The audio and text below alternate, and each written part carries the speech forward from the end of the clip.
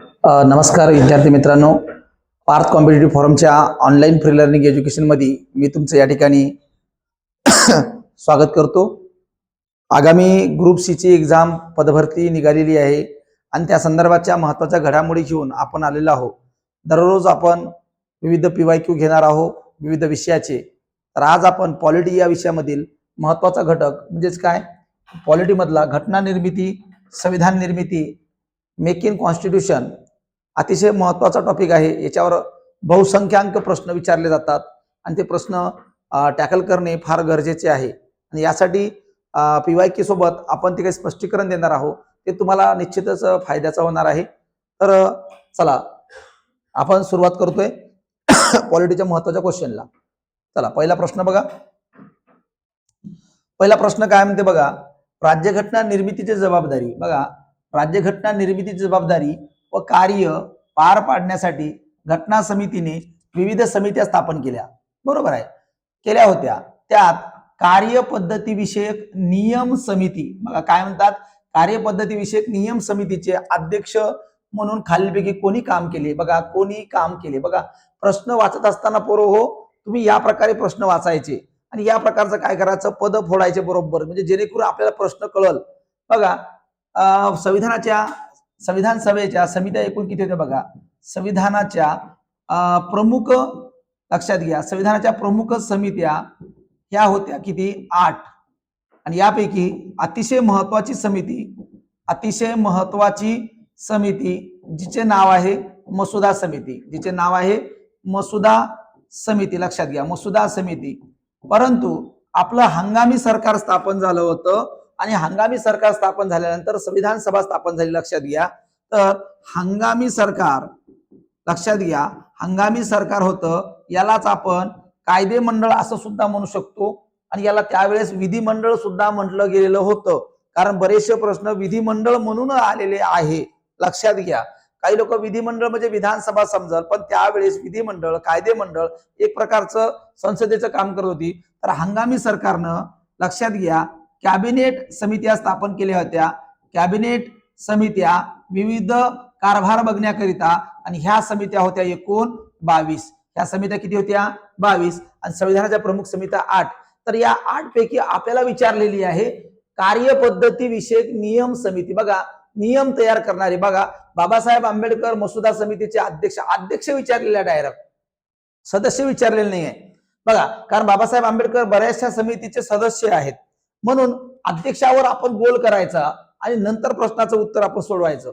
बघा आल्हादी कृष्णस्वामी अय्यर याचा काही संबंधच नाही आहे। त्यानंतर डॉक्टर राजेंद्र प्रसाद आणि KM मुन्शी, बघा या ठिकाणी डॉक्टर KM मुन्शी सुद्धा एका समितीचे अध्यक्ष आहे, परंतु या ठिकाणी डॉक्टर बाबासाहेब आंबेडकर सुद्धा एका समितीचे अध्यक्ष आहे।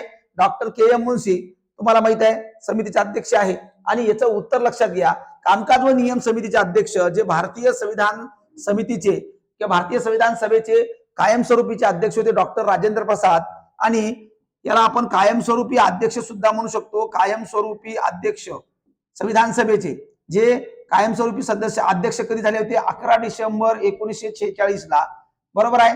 त्यानंतर हे ध्वज समितीचे अध्यक्ष सुद्धा होते। ध्वज समिती जी काही स्थापन केली होती आपण, ध्वज समिती, लक्षात घ्या, त्या ध्वज समितीचे अध्यक्ष सुद्धा ते होते, लक्षात घ्या। त्यानंतर ध्वज समितीचे अध्यक्ष होते। त्यानंतर भारताचे प्रथम पंतप्रधान सुद्धा होते, प्रथम राष्ट्रपती, लक्षात घ्या, प्रथम राष्ट्रपती सुद्धा डॉक्टर राजेंद्र प्रसाद होते। डॉक्टर राजेंद्र प्रसाद यांचा जन्मदिवस हा ॲडव्होकेट डे म्हणून साजरा केला जातो। म्हणून या प्रकारचं या प्रश्नाचं उत्तर आहे पोरो डॉक्टर राजेंद्र प्रसाद, लक्षात घ्या, डॉक्टर राजेंद्र प्रसाद। म्हणजे लक्षात घ्या, उत्तर बघून चालणार नाही, तर बाकीचे प्रश्न सुद्धा आपल्याला व्यवस्थित समजले पाहिजे आणि त्या उत्तर आपल्याला सोडवता आली पाहिजे, म्हणून याचं उत्तर आपण देऊया डॉक्टर राजेंद्र प्रसाद। चला दुसरा प्रश्न आपण बघू संविधान सभेवरचा। चला दुसरा प्रश्न बघा, खालील विधानांपैकी कोणते विधान योग्य आहे। बघा कोणते विधान योग्य आहे, तुम्ही प्रश्नपत्रिका बघत असताना आगामी ग्रुप सी ला अशा प्रकारची सवय लावून घ्यायचाल। त्यावेळेस बघा संविधान सभेच्या 288 सदस्यांनी 26 जानेवारी 1950 रोजी राज्यघटनेवर स्वाक्षऱ्या केल्या। पहिली गोष्ट म्हणजेच काय, 288 सदस्यांनी सह्याच केल्या नाही. काय विचारलेलं आहे? योग्य. बघा इथूनच आपण अयोग्य करत जायचं. बरोबर आहे. किती लोकांच्या सह्या होत्या? तर साधारणतः 284 लोकांच्या सह्या होत्या. आणि सही झाल्या कधी होत्या माहितीये का? 24 जानेवारीला सह्या झाल्या होत्या. बघा 26 जानेवारी पासून संविधानाचं संपूर्ण कलम लागू झाले होते. टोटल आर्टिकल लागू झाले होते. टोटल लक्षात घ्या. टोटल म्हणजेच का 395 आर्टिकल आपले लागू झाले होते. लक्षात घ्या. म्हणजेच काय 26 जानेवारी 1950 ला भारत संपूर्णपणे प्रजासत्ताक झाला होता. त्यामुळं पहिला सेंटेन्स बरोबर नाही आहे. चला योग्य विधान आपल्याला एकच निवडावं लागेल कारण अ ब क असा ऑप्शन नाही आहे. चला दुसरं, कायद्याने घालून दिलेली पद्धत. बघा कायद्याने घालून दिलेले प्रोसिजर इस्टॅब्लिश बाय लॉ हे तत्व अमेरिकेच्या राज्यघटनेकडून स्वीकारले गेलेले आहेत. लक्षात घ्या. आता बघा इथं काही लोकांनी जे काही महत्वाचं आहे बघा, कायद्याने घालून दिलेली पद्धत ही तत्व अमेरिकेच्या राज्यघटनेकडून स्वीकारले गेले आहे. बघा कायद्याचे राज्य सर्वात महत्वाचं, कायद्याचं राज्य किंवा कायद्याचे अस्तित्व हे फार महत्वाचं आहे. बघा कायद्यानं दिलेले बघा प्रोसिजर इस्टॅब्लिश बाय लॉ. बघा भारतामध्ये जे काही विविध प्रकारचे कायदे आहे, अमेरिका हा कायद्यावर चालणारा राष्ट्र आहे. कारण अमेरिकेमध्ये तुम्हाला माहित आहे पोरं हो, आर्टिकल फक्त 7 आहे. आर्टिकल किती आहे? फक्त 7 आर्टिकलवर चालणार आहे. म्हणून कायद्याचं राज्य कुठलं जर असेल, कायद्यामध्ये चालणार व नियमात चालणार, तर युएसए गव्हर्नमेंट. लक्षात घ्या कुठलं गव्हर्नमेंट आहे? USA government. आणि म्हणून सरळ सरळ समजून घ्यायचं की हा प्रश्न आहे, खाली जायचं सुद्धा नाही, खाली जायची गरज सुद्धा नाही. बघा तर या ठिकाणी हे आन्सर बरोबर आहे. पण आणखीन खाली जाऊन बघूया आपण. संसदेच्या दोन्ही सभागृह आणि संसदेच्या दोन्ही सभागृहाची संयुक्त बैठक ही कल्पना ब्रिटिश राज्यघटनेकडून आपण घेतलेली आहे. बघा संयुक्त बैठक हे आर्टिकल 108 आहे. संयुक्त बैठकसाठी आर्टिकल कलम 108 आहे, जी आपण संकल्पना ऑस्ट्रेलिया या देशाकडून घेतलेली आहे. कुठल्या देशाकडून घेतलेली आहे आपण? ऑस्ट्रेलिया यांच्याकडून संयुक्त बैठकीची घेतलेली आहे. आणि संयुक्त बैठकीचे अध्यक्ष लोकसभेचे सभापती असतात. ते गैरहजर असताना लोकसभेचे उपसभापती असतात आणि ते गैरहजर असताना राज्यसभेचे उपसभापती असतात. आणि याच्यावर सुद्धा वारंवार प्रश्न येतो, याच्यावर येतो. हा संसदेचा प्रश्न झालाय, हा संविधान निर्मितीचा नाही आहे, पण आपल्याला तो सुद्धा माहिती असलं पाहिजे. संयुक्त बैठक ही लक्षात घ्या घटना दुरुस्ती विधेयकासंदर्भात बोलवता येत नाही. लक्षात घ्या संयुक्त बैठका आजपर्यंत भारतात 3 वेळा बोलवण्यात आलेल्या आहे. किती वेळा बोलवण्यात आलेल्या आहे? 3 वेळा संयुक्त बैठका भारतात बोलवण्यात आलेल्या आहे. बरोबर लक्षात घ्या. दहशतवाद विरोधी कायदा प्रतिबंधक, बँकिंग नियामक कायदा आणि हुंडा प्रतिबंधक कायदा या प्रकारे 3 वेळा संयुक्त बैठक आपण बोलवलेले आहे. एका वेळेस प्रश्न आला होता काही विद्यार्थ्याचा, सर संयुक्त बैठक घेऊन आपण एखादा बजेट वगैरे सादर करू शकतो का? किंवा मग समजा एखादा आपण मातृत्व वंदन कायदा अशा प्रकारचे काही घटना दुरुस्ती विधेयक आपण करू शकतो का? तर नाही. याचं उत्तर सरळ सरळ नाही आहे. परंतु देशासमोरचे काही महत्वाचे काही प्रश्न असतात, त्यासाठी आपण संयुक्त बैठक बोलवतात कोण? लक्षात घ्या संयुक्त बैठक बोलवतात राष्ट्रपती, पण बैठकीचे अध्यक्ष असतात लोकसभेचे सभापती.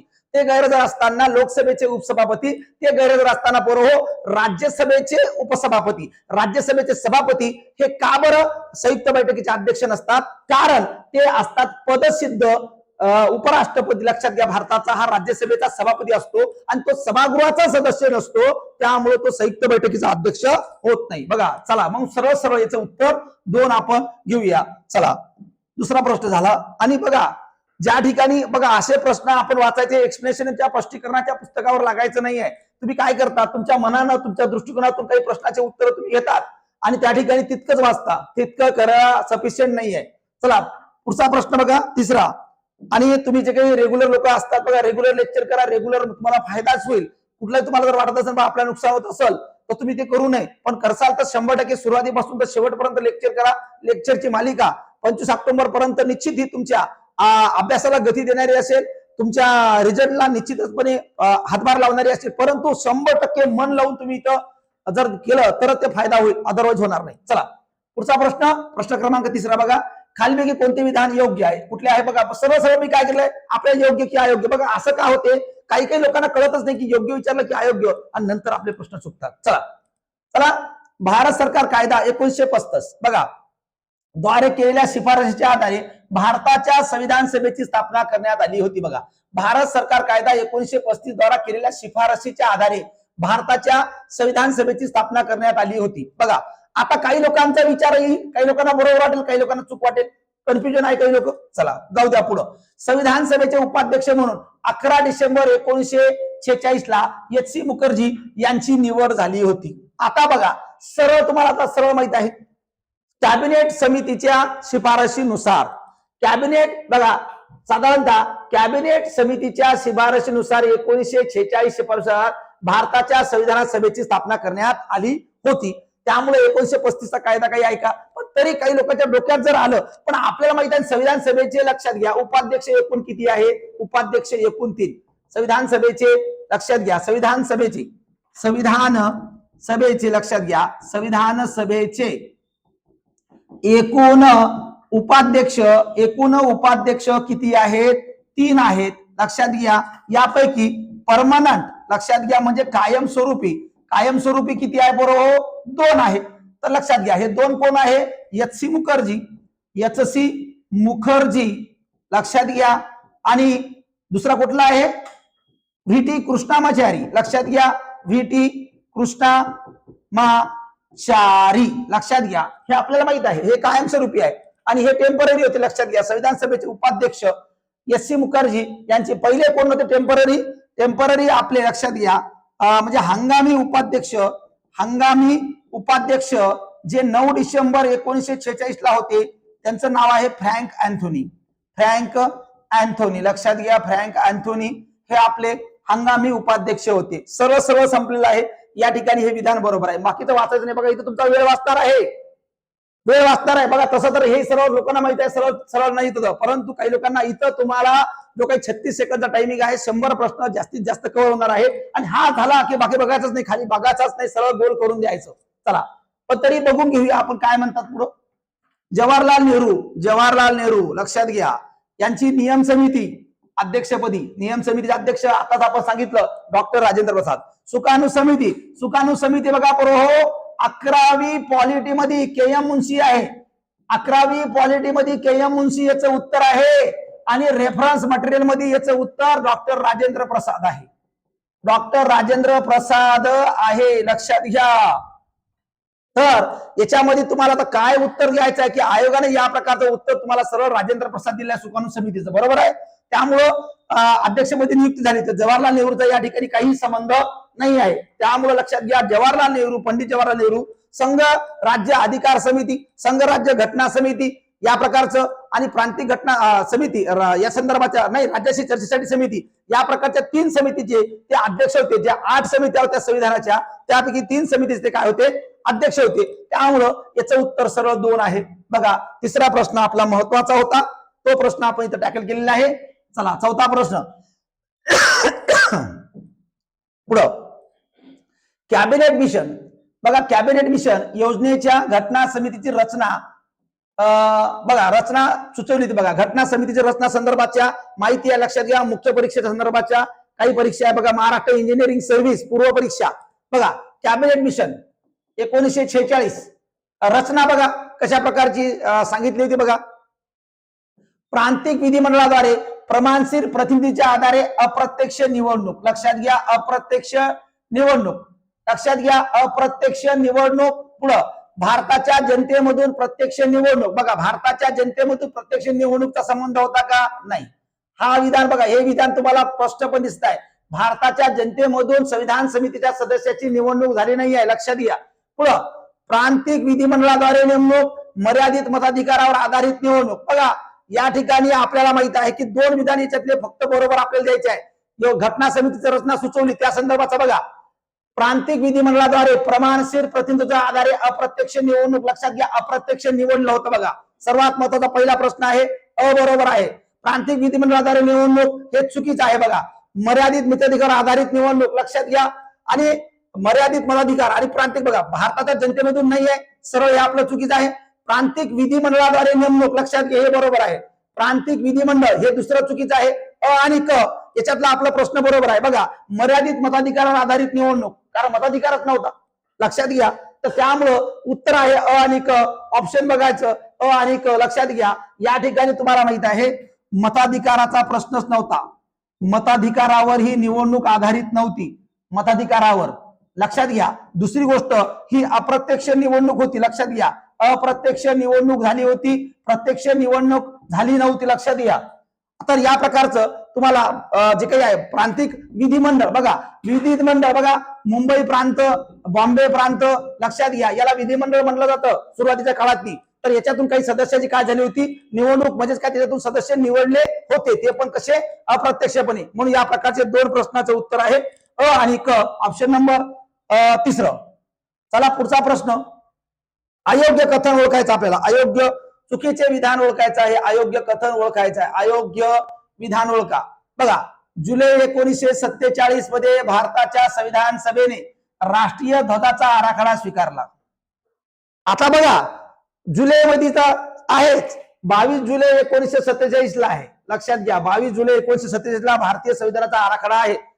आता इथं जुलै सांगितलं, आता आपल्याला पुढे वाचाच लागते, पुढे वाचायला लागते. काय विचारलेलं अयोग्य, लक्षात घ्या.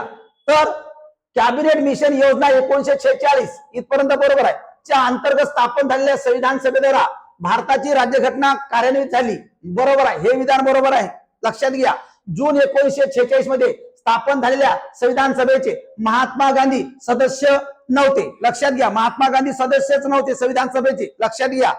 या ठिकाणी हे विधान बरोबर आहे.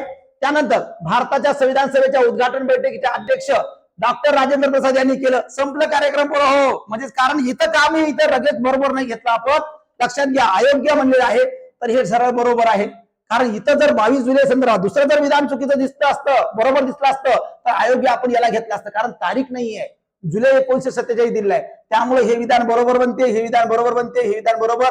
भारताच्या संविधान सभेच्या उद्घाटन बैठकीचे काय म्हणलंय, उद्घाटन बैठकीचे, लक्षात घ्या, अध्यक्षता डॉक्टर राजेंद्र प्रसाद यांनी केली. उद्घाटन बैठकीचे कोण होते अध्यक्ष, लक्षात घ्या, तर याचं नाव आहे पंडित जवाहरलाल नेहरू. पंडित जवाहरलाल नेहरू, लक्षात घ्या पोरो हो, हे उद्घाटन बैठकीचे अध्यक्ष होते. आणि संविधान सभेचे, संविधान सभा या बैठकीचे, पहिल्या बैठकीचे अध्यक्ष, लक्षात घ्या, सच्चिदानंद सिन्हा हे होते. बैठकीचे अध्यक्ष सच्चिदानंद सिन्हा हे होते, लक्षात घ्या. या ठिकाणी तुमचं कन्फ्युजन होते काही ठिकाणी पोरांचं, सच्चिदानंद सिन्हा हे होते. या ठिकाणी जर 9 डिसेंबर असतं ना, तर या ठिकाणी सुद्धा 9 डिसेंबर असतं, या ठिकाणी सच्चिदानंद सिन्हा असतं, तर ते उत्तर बरोबर असतं. आणि 9 डिसेंबर असतं आणि त्या ठिकाणी पंडित जवाहरलाल नेहरू असतं, तर ते विधान कसं असतं, चुकीचं असतं, लक्षात घ्या. त्यामुळं या ठिकाणी अयोग्य विधान हे आहे. बघा, उद्घाटन बैठक, लक्षात घ्या, संविधान सभा म्हटलं की सच्चिदानंद सिन्हा, 9 डिसेंबरला, 11 डिसेंबरला डॉक्टर राजेंद्र प्रसाद, आणि त्याच्या पहिले उद्घाटन बैठक झाली होती, तर त्या बैठकीचे अध्यक्ष पंडित जवाहरलाल नेहरू, कारण ते देशाचे हंगामी पंतप्रधान होते. चला प्रश्न क्रमांक 5, पुढचा 6वा प्रश्न. भारतीय काय विचारलेला आहे, योग्य पर्याय निवडा, म्हणजेच काय, जोड्या लावा आहे, जोड्या लावा. बघा, जोडी लावत असताना तुम्हाला मी एक सांगतो महत्वाचं, इथंच जोड्या लावायच्या, चिरफाड इथंच करायचं, खाली ऑप्शन नंतर पाहत बसायचे, सरळ सरळ.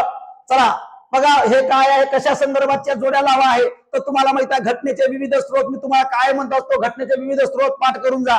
एसटीआय मुख्य परीक्षेला विचारलेला प्रश्न आहे बरोबर. हो बघा, मूलभूत हक्क सरळ सरळ माहिती आहे, फंडामेंटल राईट आर्टिकल 12 ते 35 भाग 3, कोणाजवळ घेतले आपण, अमेरिका. ऐका दिसते कुठं, अरे दिसला रे बाबा, संपवला कार्यक्रम. संसदीय लोकशाही म्हणजे, संसदीय लोकशाही म्हणजेच काय, संसदीय पद्धत. संसदीय पद्धत आपण ब्रिटन कडून घेतली, काहीच नाही पाहायचं, सरळ पाहायचं, कुठं हाय का बा ब्रिटन, हाय काय रे, हाय का रे, हाय बाबा, चला ब्रिटन. संसदेचे संयुक्त अधिवेशन, बघा संयुक्त अधिवेशन आपण कोणाकडून घेतलं, असल्याकडून, हे आपल्याला माहितच असलं पाहिजे, सरळ तिथं जाणं ना, काही ऑप्शन बघायची गरजच नाही बाबांनो. आणि उरलं सुरलं धोरणाची मार्गदर्शक दस्तऐवज, लक्षात घ्या, डीपीएसपी आर्टिकल, लक्षात भाग 4 आर्टिकल 36 ते 51 या आयर्लंडच्या राज्यघटनेकडून आपण घेतलंय. फंडामेंटल ड्युटी जे आहे त्या प्रकारचा गोष्ट वेगळी आहे, पण इथं विचारलं तुम्हाला डीपीएसपी आयर्लंड, लक्षात घ्या. आता जोड्या लावून टाका. बघा, अला कुठला लागलेला आहे, 2, अला 2, बघा इथं आणि इथं, हे बघा सारखे सारखे, ते बघा ते सोडलं आपलं, हे कार्यक्रम सुटलं. चला ब ला कुठला आहे, 3, ब ला 3, अरे बापरे, अरे बापरे, अरे बापरे. चला पुढं क, संसदेचं संयुक्त अधिवेशन, लक्षात घ्या, क ला 4, क ला 4, इथं आहे का नाही. चला कार्यक्रमाचा खाली काही बघायचं नाही, उत्तर 3, उत्तर 3. बघा मार्क गेला काही पाहिजे, कारण हे प्रश्न जर तुमचे गेले ना, तुम्ही जर नुसतंच नार्या पळतो रे नार्या, अरे जमत नाही रे, लक्षात घ्या. एक मार्क आपल्याला महत्वाच्या, लक्षात घ्या. एक धाव संख्या, टार्गेट जर मोठा असलं ना, एक सुद्धा आपल्याला धाव संख्या करायला लागेल, कारण का 5 डॉट वर गेले आणि 6व्या बॉलला 6 जरी मारलं ना, प्रेशर येते माणसाला. तुम्हाला वाटलं मी षटकार मारला, पण 6 बॉलात जर 6 चेंडूवर 6 जर रन काढले असते ना, समोरच्या टीमवर प्रेशर येते आणि आपलं प्रेशर थोडं रिलॅक्स होते. तसंच तुम्हाला म्हणतो मी, एक एक प्रश्न महत्वाचे आपले. 6वा प्रश्न आपला उत्तर या ठिकाणी हे जुळलेलं आहे. हे या प्रकारे टॅकल करायचं. पण हे जर तुम्हाला परफेक्ट माहित नसेल ना, मग खाली पाला की हे जमते का रे बाबा, 10 20 30 40 50 हे जमत नाही. परफेक्ट आणि हे पाठांतरच पाहिजे. परिशिष्टे, भाग आणि घटनेचे विविध स्त्रोत हे पाठ पाहिजे, म्हणजे पाठ पाहिजे. लक्षात घ्या, याच्यात दुसरं काहीही नाहीये, नियम नाही. कोणी म्हणत असेल हे असं आहे तसं आहे, एखादा ट्रिक तुम्हाला देईल मी धतुरेल एखादा, त्याच्या मागे लागू नका. ते ट्रिक तुलाच लक लाभो. एखादा जर याच्यातला अक्षर उसरला तर गेला ना कामातून. लक्षात घ्या, कोणाची ट्रिक नाही वापरायची, आपलं ट्रिक आपण वापरायची. लक्षात घ्या. चला पुढचा प्रश्न, संविधान. बघा तुम्ही एक प्रश्न बघा, जास्तीत जास्त प्रश्न ग्रुप सी ला आणि ग्रुप बी ला साधारणतः मी तुम्हाला सांगतो 56 ते 60 प्रश्न वन लाईनर राहणार. 56 ते 60. चला, आणि टाइम तुमचा वाचणार. त्यामुळे बघा पुढचा प्रश्न, संविधान सभेच्या मसुदा समितीचे अध्यक्ष म्हणून डॉक्टर बाबासाहेब आंबेडकर यांची निवड या दिवशी करण्यात आली. लक्षात घ्या, मसुदा समितीचे अध्यक्ष लक्षात घ्या, डॉक्टर बाबासाहेब आंबेडकर यांची करण्यात आली. सरळ सरळ उत्तर आहे 29 ऑगस्ट 1947 रोजी. त्याच दिवशी मसुदा समितीची स्थापना करण्यात आली, 29 ऑगस्ट 1947 रोजी. आणि यासाठी महात्मा गांधी यांनी त्यांची निवड केली होती. महात्मा गांधी यांनी त्यांची काय केली होती, निवड केली होती. बरेचसे लोक ऑप्शन मध्ये होते, पण यांची निवड झाली. त्यानंतर बघा, मसुदा समितीत एकूण सदस्य 7. एकूण सदस्य किती होते, 7. लक्षात घ्या, 7 पैकी लक्षात घ्या याच्यातून 6 वकील होते. किती वकील होते, 6 वकील होते. म्हणून मसुदा समितीला वकिलाचे नंदनवन असे सुद्धा म्हणतात. वकिलाचे नंदनवन असे सुद्धा या समितीला म्हणतात. कारण एकच फक्त याच्यातली म्हैसूरचा दिवाण होता. लक्षात घ्या, टीटी कृष्णामाचारी, बरोबर, त्याला धनुर्वाद झाला होता, टीटीचे इंजेक्शन दिलं होतं, म्हणून एखादा तो काय झाला होता, दिवाण झाला होता, दिवाणावर झोपला होता, त्याला म्हैसूरचा दिवाण म्हणतात. लक्षात घ्या. आणि बाकीचे 6 लोक हे कायद्याने तज्ञ लोक होते. म्हणून मसुदा समितीचे अध्यक्ष डॉक्टर बाबासाहेब आंबेडकर या दिवशी समितीचे अध्यक्ष त्यांना करण्यात आले. या प्रकारचा प्रश्न आपला इथं झालेला आहे. बाकीच्या प्रश्नाचा काही संबंध इथं नाही आहे. चला पुढं, परत जोड्या लावायच्या आहे, योग्य जोड्या लावायच्या आहे. परत तुम्हाला बघितलं, खाली बघायचं नाही, वरच बघायचा. सरळ सरळ प्रश्न बघा. डॉक्टर सच्चिदानंद सिन्हा काय होते, हंगामी अध्यक्ष. घटना परिषदे तात्पुरते म्हणजे हंगामी. फ्रान्स या देशाच्या संविधानाकडून निवडलं होतं आपण याला. ज्येष्ठतम सदस्याला काय करायचं, अध्यक्ष करायचं. पण नंतर आरोग्याच्या कारणास्तव या माणसानं काय केलं, राजीनामा दिला. बरोबर आहे. त्यानंतर डॉक्टर राजेंद्र प्रसाद घटना परिषदेचे महत्वाचे कायमस्वरूपी अध्यक्ष. बघा, हे होते 9 डिसेंबरला, हे होते 9 डिसेंबर 1946 ला, हे होते 11 डिसेंबर 1946 ला. लक्षात घ्या बरोबर. सर BN राव हे घटनेचे सल्लागार होते. सर BN राव घटनेचे सल्लागार, सर BN राव. लक्षात घ्या, तुम्हाला माहिती आहे म्यानमारची संविधानाची संकल्पना ज्यांना मांडली आणि म्यानमारचं संविधान ज्या माणसाने लिहिलं ते म्हणजे सर BN राव. लक्षात घ्या, बेनेगल रामाराव RBIचे सर्वाधिक कालावधीनं गव्हर्नर असणारे व्यक्ती, यांचे भाऊ सर BN राव. लक्षात घ्या, सर BN राव. जम्मू काश्मीर संदर्भाचा आर्टिकल 370 मध्ये महत्वाची भूमिका निभावणारे ते कोण असेल, तर सर BN राव. लक्षात घ्या. आता राहिला जो प्रश्न आहे, पंडित जवाहरलाल नेहरू यांनी उद्दिष्टाचा ठराव मांडला. उद्दिष्टाचा ठराव कधी मांडला, 13 डिसेंबर 1946 ला. 13 डिसेंबर 1946 ला उद्दिष्टाचा ठराव मांडला आणि 22 जानेवारी 1947 ला तो काय झाला, मंजूर करण्यात आला. मंजूर करण्यात आला. एक एक प्रश्न आपले महत्वाचे आहे, त्यामुळे जे काही जोडी लागेल त्या प्रकारची जोडी तुम्ही इथं लावून टाकायची, जे काही असेल ऑप्शन. पण या प्रकारच्या ह्या जोड्या आपल्या इथं जमलेल्या आहे. बघा, काही काही प्रश्न सर्व बनतात. बघा इथं एकच बघायला लागणार आहे आपल्या जोडी, पण नाही. आता बघा, सच्चिदानंद सिन्हा, बघा आयोग असंच करत आहे आता, पहिले नव्हतं असं. बघा पुढं, डॉक्टर राजेंद्र प्रसाद 3. बघा ब चं उत्तर 3. इथं 3, इथं 3. आणखी वाचायला टाइम चालणार बापा, काय करावं आता. क सर BN राव. लक्षात घ्या, क चं उत्तर काय सांगितलं, 2. क 2. बघा उत्तर आता इथं आलं, इथं संपलं कार्यक्रम. 4. नाहीतर तुम्ही इथं लावलं जोड्या, पण इथं जर बाबूने दुसरं दिलं तर हाणून 2 3 पाहून गेला ना बाबा, हाताने गेला रे बाबा. मग म्हणते सर सिली मिस्टेक आवे 32 गुल झाली ना का, हाताने गेला प्रश्न. माझं म्हणणं आहे, जे येत नाही त्याच्याबद्दल दुःख नाही, पण जे आपलं आहे ते सोडू नका रे, नुसतंच धावू नका. माहित आहे का? खूपच धावू नका, हात सोडून दुसऱ्या अर्धीचे भाकर मिळतात, एक भाकरी मागे धावू नका कधी. लालच बुरी बात आहे. लक्षात घ्या ना. आपल्याला जास्त मार्क नाही पाहिजे ना, आपल्याला पोरं फक्त 45 ते 50 मार्क खूप झाले. लक्षात घ्या. आणि जास्त एनर्जी आपल्याला मेन्ससाठी ठेवू आपण. लक्षात घ्या. चला पुढचा प्रश्न, 9वा प्रश्न. भारतीय स्वातंत्र्य कायदा. बघा, भारतीय स्वातंत्र्याचा कायदा 1947 मुळे संविधान सभेच्या स्थानामध्ये झालेल्या बदलाबाबत खालील विधाने विचारात घ्यायचं आहे. राज्यसेवेचा प्रश्न आहे. लक्षात घ्या. खालील विधाने विचारात घ्यायचे. आता संविधान विचारात घ्यायची आहे. चूक, काही लोक म्हणतात विचारात घ्यायचं म्हणजे आता बरोबर शोधावं की चूक. बाबू एक काम कर, इकडे पाय, काय दिसू राहिलं? हे काय दिसू राहिलं सोन्या? हे दिसू राहिलं सगळं बरोबर, म्हणजे तुला काय पाहत आहे? बरोबर. अबे हे ट्रिक आहे बे. अबे लेका मुले बरोबरच पाहायचं आहे. मग काही लोक फक्त विचार, अबे चूक की बरोबर पाहायचं आहे? काहीच नाही, फक्त काय पाहायचं आहे? बरोबर कोणतं आहे. खालीलपैकी कोणते विधान अचूक आहे, कोणते विधान बरोबर आहे. मग हेच तर आहे रे. काही मार्क घेणारे लोक माहित आहे का, आम्ही अभ्यास करताय तो दिवस रात, परंतु मार्क भेटत नाही सर, कारण आम्हाला हे नाही माहित राहत की नेमकं असं काय असते गणित. हेच तर गोम आहे, पाहून घ्या तुम्ही. चला, संविधान सभा पूर्ण सार्वभौमत्व संस्था बनली. संविधान सभा पूर्ण सार्वभौम संस्था बनली. चला पुढचा प्रश्न. जेव्हा संविधान सभा विधिमंडळ संस्था म्हणून भरत असे तेव्हा तिच्या अध्यक्षस्थानी डॉक्टर राजेंद्र प्रसाद असते. चुकीचं आहे. लक्षात घ्या. बघा, संविधान सभा ही स्वतंत्र भारताची पहिली संसद बनली. बघा, संविधान सभा, हा डॉक्टर राजेंद्र प्रसाद वेगळा आहे. बघा, संविधान सभा ही स्वतंत्र भारताची पहिली संसद बनली. आता बघा, संविधान सभा जे होती एक प्रकारचं संसदेचं कामकाज करत होती. सुरुवातीला तुम्ही जर बघितलं तर एक प्रकारचं काय करत होती? संसद म्हणून काम करत होती. जेव्हा संविधान सभा विधिमंडळ संस्था म्हणून, लक्षात घ्या, विधिमंडळ संस्था म्हणून भरत असे तेव्हा तिच्या अध्यक्षस्थानी डॉक्टर राजेंद्र प्रसाद असते. चुकीचं आहे. तर इथं कोण होतं? जी.व्ही. मावळणकर, गवा मावळणकर. लक्षात घ्या, कायदे मंडळाचे अध्यक्षस्थान म्हणून त्यांच्याकडे आहे. लक्षात घ्या, जेव्हा विधिमंडळाचं काम करायचं तेव्हा त्याचे अध्यक्ष होते गवा मावळणकर. गवा मावळणकर. लक्षात घ्या, जी.व्ही. मावळणकर, गवा मावळणकर. लक्षात घ्या. पुढं, संविधान सभेची सदस्य संख्या 389 च्या तुलनेने 299 झाली. बरोबर आहे, फाळणी झाली 47 नुसार आणि 299 झालं. पाहून घ्या, ऑप्शन आहे का? ब आणि ड. लक्षात घ्या, ब आणि ड. लक्षात घ्या, या ठिकाणी ब ड या ठिकाणचे काही ऑप्शन आहे. हा आयोगाचा प्रश्न पूर्णपैकी रद्द झालेला आहे. आयोगाचा प्रश्न हा पूर्णपैकी रद्द झालेला आहे. लक्षात घ्या.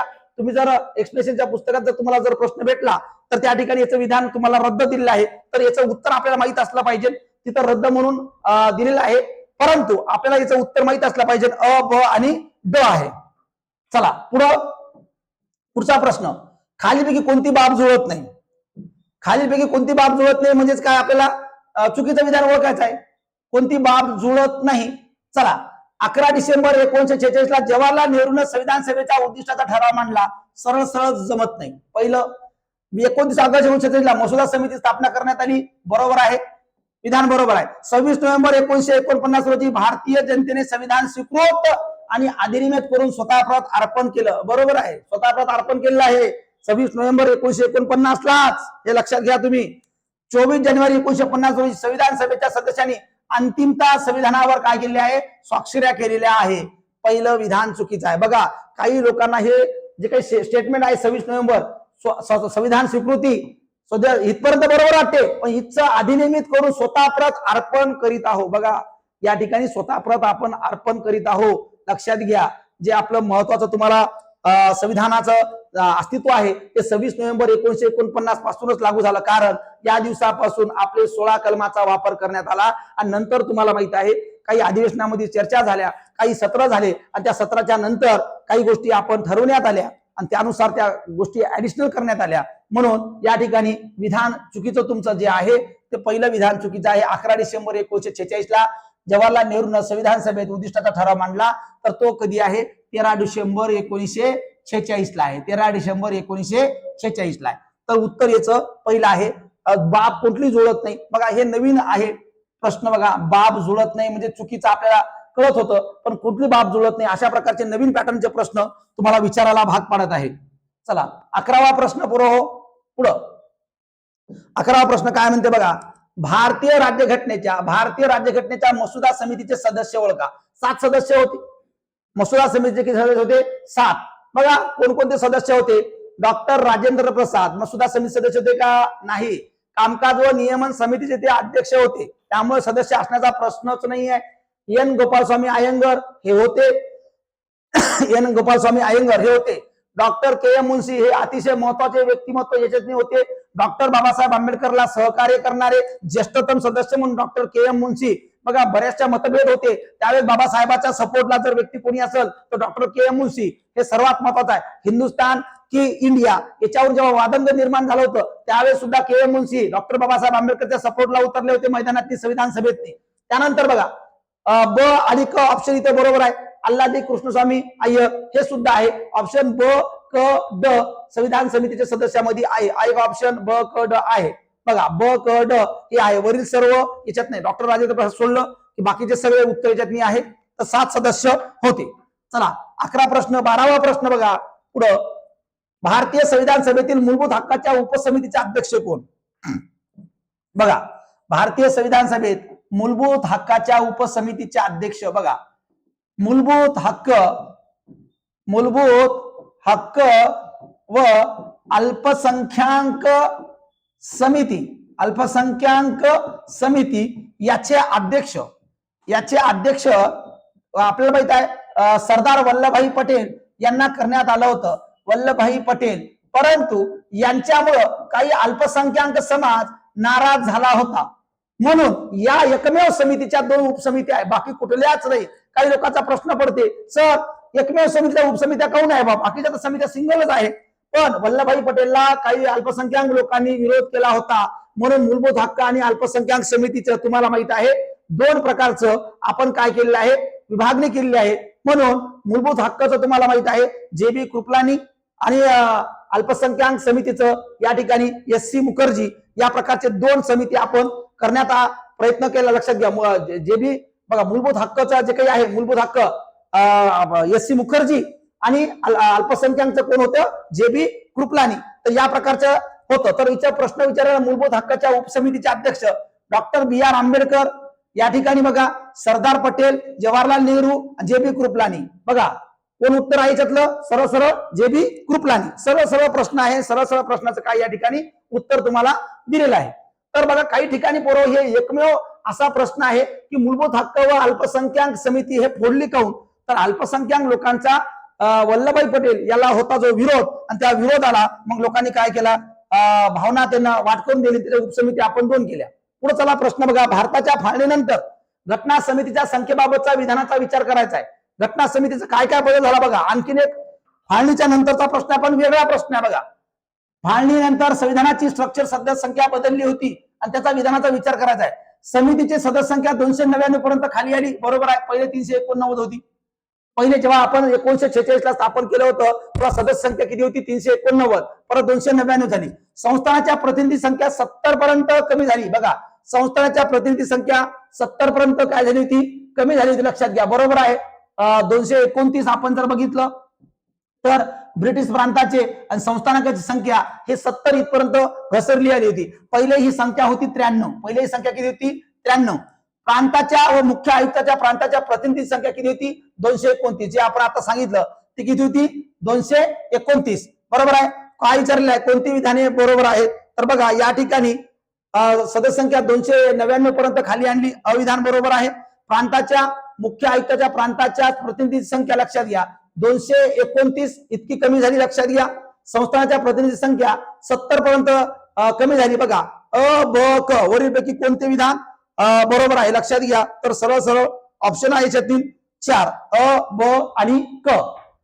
आपल्याला प्रश्न बघा याच्यावर वारंवार फिरताना दिसतात सदस्य संख्यावर, म्हणजे याचा संख्या आपल्याला पाठ असणं गरजेचं आहे. फाळणी पूर्वीची आणि फाळणी नंतरची दोन्ही प्रकारच्या सदस्य संख्या आपल्याला माहिती असणं गरजेचं आहे. चला 14वा प्रश्न बघा. घटनेचे विविध स्त्रोतावर प्रश्न आहे. बघा बरोबर वारंवार तुम्हाला म्हणतो किती प्रश्न आलेले आहे बघा. घटनेचे वैशिष्ट्य कोणते आणि त्याचे स्त्रोत वारंवार म्हणतो मी. तुम्हाला पाठ करणं गरजेचं. एवढे घटनेचे स्त्रोत आहे ना ते संपूर्ण एखादा चार्ट तयार करा, रूम मध्ये लावा आणि ते पाठ करून घ्या. चला काय म्हणतात कोणते जुळत नाही म्हणजे चुकीचं आपल्याला ओळखायचं आहे. कायद्याचे अधिराज्य ब्रिटिश राज्यघटना. पुढं कायद्याने घालून दिलेली पद्धत ब्रिटिश राज्यघटना. पुढे बघा कायद्याची योग्य पद्धत अमेरिकन राज्यघटना. न्यायालयीन पूर्वक अमेरिकन राज्यघटना. आता बघा इथं झाले पुढे कन्फ्युज. इथं झाले बघा हे 100% माहित आहे. न्यायालयीन पुनर्विकत आर्टिकल 13 हे अमेरिकाकडून घेतलं आपण. हे सगळ्यांनाच माहित आहे. हे परफेक्ट माहित आहे. कायद्याची योग्य पद्धत अमेरिकन राज्यघटना हेही बरोबर आहे. लक्षात घ्या कायद्याचे अधिराज्य ब्रिटिश राज्यघटना आणि कायद्याने घालून दिली पद्धत ब्रिटिश राज्यघटना. आता सांगा बघा कायद्याचे अधिराज्य ब्रिटिश राज्यघटना की कायद्याचे घालून दिलेली पद्धत ब्रिटिश राज्यघटना. बघा हे बरोबर आहे हे चुकीचं लक्षात घ्या. आता हे बरोबर काऊन आणि हे चुकीचं काऊन मी तुम्हाला सांगतो. थोडासा फरक आहे जास्त नाही आहे पण इथं चुकते कारण सगळे सारखे दिसत आहे.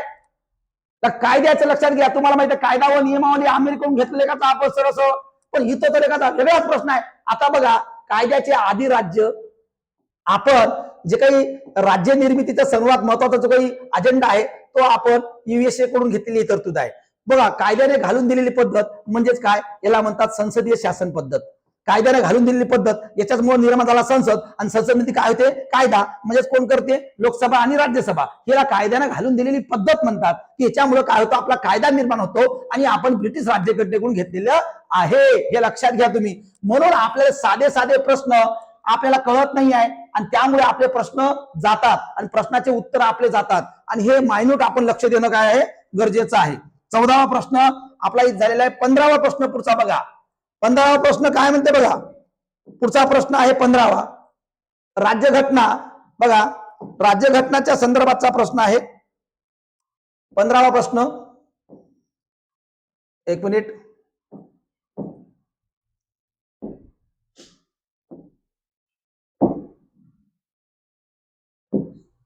हा 15वा प्रश्न पहा.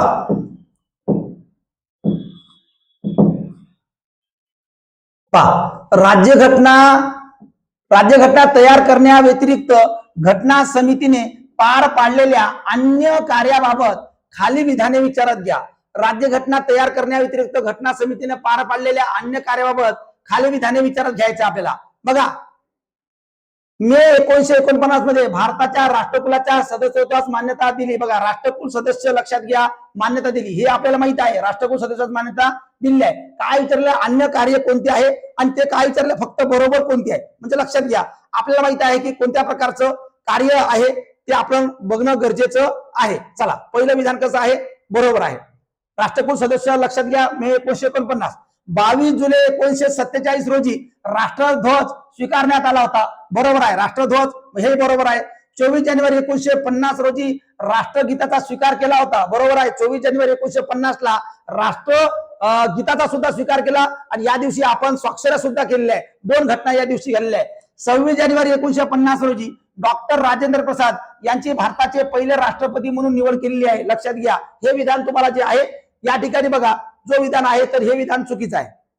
हा विधान चुकीचं आहे. 26 जानेवारी 1950 रोजी डॉक्टर राजेंद्र प्रसाद यांची भारताचे पहिले राष्ट्रपती म्हणून निवड केलेली आहे. लक्षात घ्या हे विधान संपूर्णतः आपलं काय आहे चुकीचं आहे. तर लक्षात घ्या अ ब क या ठिकाणी विधान तुम्हाला आहे सरळ अ ब क हे विधान बरोबर आहे.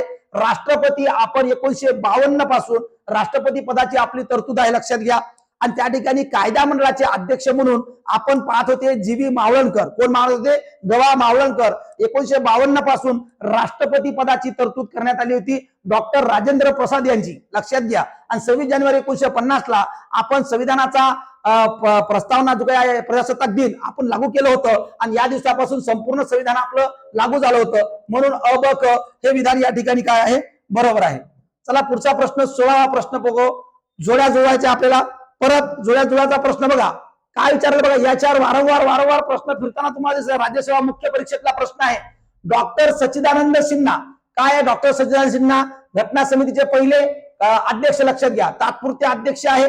डॉक्टर राजेंद्र प्रसाद घटना परिषदेचे कायमस्वरूपी अध्यक्ष आहे. बी.एन. राव घटनात्मक सल्लागार होते आणि जवाहरलाल नेहरू उद्दिष्टाचा ठराव यांनी मांडला होता. बरोबर आहे. या प्रकारचा प्रश्न आहे आणि या प्रकारच्या प्रश्नाचे उत्तर तुम्हाला माहिती आहे जोड्या तुम्ही इथे लावून टाकायचे आहे.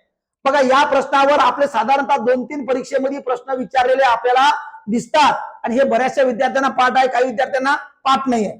17वा प्रश्न आपल्याला बघायचा पुढचा प्रश्न क्रमांक 17. बघा 11 डिसेंबर 1946 रोजी 11 डिसेंबर 1946 रोजी भारतीय घटना समितीचे अध्यक्ष म्हणून कोणाची निवड करण्यात आली? बघा 11 डिसेंबर 1946 रोजी भारतीय घटना समितीचे अध्यक्ष आपल्या सर्वांना माहित आहे की डॉक्टर राजेंद्र प्रसाद 11 डिसेंबरला कायमस्वरूपी अध्यक्ष झाले. कायमस्वरूपी काय झाले? अध्यक्ष झाले. लक्षात घ्या, कायमस्वरूपी. आणि बाबासाहेब आंबेडकर मसुदा समितीचे अध्यक्ष होते आणि सच्चिदानंद सिन्हा हे 9 डिसेंबर 1946 ला अध्यक्ष होते. त्यामुळे याचं उत्तर सरळ आहे बरोबर. एक अशा प्रश्नामध्ये आपलं टायमिंग कव्हर होते, आपलं टायमिंग वाचते. चला 18वा प्रश्न.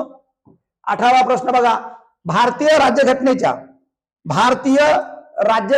बघा भारतीय राज्यघटनेच्या निर्मिती दरम्यान संविधान सल्लागार म्हणून कोणाची नियुक्ती करण्यात आली? सगळ्यालाच माहित आहे, सर बी एन राव, सर बेनेगल नरसिंहराव. लक्षात घ्या, सर बी एन राव आपण आताच बोललो यांच्याबद्दल, त्यामुळे परत जास्त काही बोलायचं याच्यावर काही विषय नाहीये, सर्वच विद्यार्थ्यांना माहित आहे. परंतु हे आपले प्लसचे प्रश्न आहे, एक एक प्रश्न आपले प्लस झाले पाहिजे आणि त्यासाठी हा प्रश्नाचं उत्तर सर बी एन राव बद्दल आपण डिटेल बोललेलो. आता परत त्याच्यावर काही बोलायची गरज नाहीये, आपला टायमिंग वाचला पाहिजे.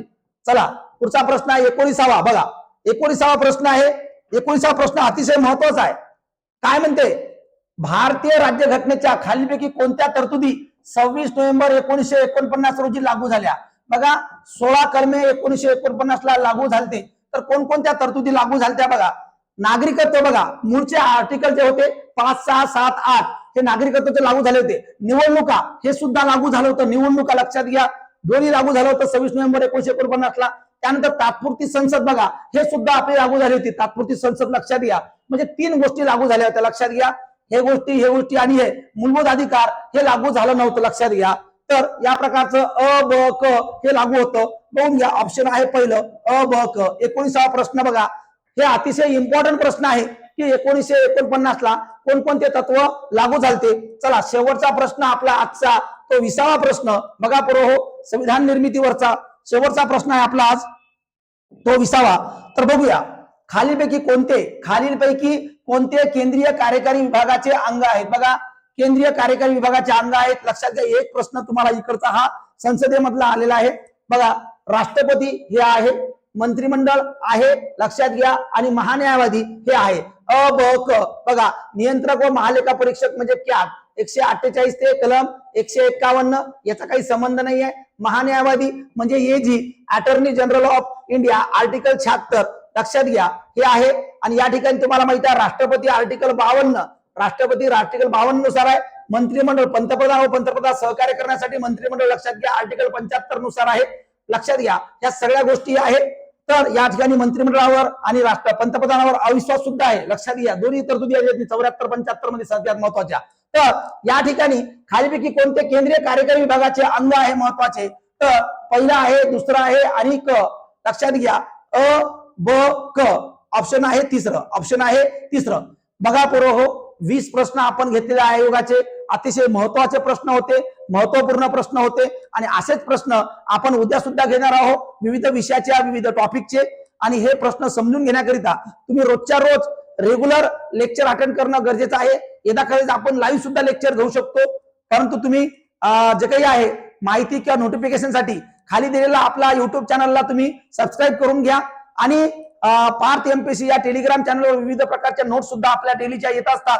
त्या नोट्स जर तुम्हाला बघायच्या असेल तर पार्थ एमपीसी हा टेलिग्राम चॅनल तुम्ही जॉईन करून घ्या. चला तुम्हाला अभ्यासासाठी मी शुभेच्छा देतो आणि या ठिकाणी माझं लेक्चर थांबवतो. जय हिंद, जय महाराष्ट्र.